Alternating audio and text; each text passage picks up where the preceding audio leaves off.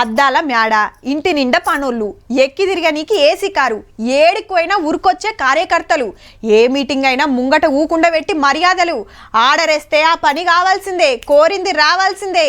మొన్నటిదాకా ఆ అక్క తరికే అలాగుండేనబ్బా, కానీ ఇప్పుడు 4 గోడల నడుమ జైల్లో ఉండే కథాయే. కవితక్క కష్టకాలమే ఉన్నది పోండ్రి. మళ్ళో 6 రోజులు జ్యుడిషియల్ కస్టడీ పెంచింది కోర్టు. అంటే నెల 20 దాకా తీఆర్ జైల్లోనే. మున్పిచ్చిన కస్టడీ ఇయాల్టితో నడుస్తే వీడియో కాల్ లో కోర్టుకు చూపెట్టిండ్రు అక్కను. ఈడీ ఆఫీసర్లు 8,000 పేజీల ఛార్జ్ షీట్ కోర్టుకి ఇస్తే 20 నాడు విచారణ చేస్తారట. ఢిల్లీ మందు దందా కేసులు ఎమ్మెల్సీ మేడం అరెస్ట్ అయి బరాబర్ 2 నెలలు. 6 రోజుల ఎంక్వైరీ తర్వాత జైలుకు పోతే ఇప్పటిదాకా అందులోనే ఉన్నది. వాయిదా కోర్టుకు అచ్చుడు పోవుడు తప్పితే బెయిల్ వస్తలేదు, బయటకు వస్తలేదు. పానం బాగలేదని, కొడుకు పరీక్షలున్నాయని, పార్టీకి ప్రచారం చేయాలని ఎన్ని తీర్ల దరఖాస్తు పెట్టినా ఫాయిదా లేకుంటుంది. ఢిల్లీ హైకోర్టుకు పోతే 24 నాడు బెయిల్ మీద విచారణ ఉంది. అప్పుడు ఓడినందుకు తాపక ఎంపీగా గెలవాలని ఎంతో అనుకుంటే ఆఖరికి ఓటేసే భాగ్యం సుతరాలే. అయితే ఇదే కేసులో అరెస్ట్ అయిన ఢిల్లీ సీఎం కేజ్రీవాల్ సార్ కు మొన్న బెయిల్ వస్తే ఇప్పుడు జోరుగా ప్రచారం చేస్తున్నాడు.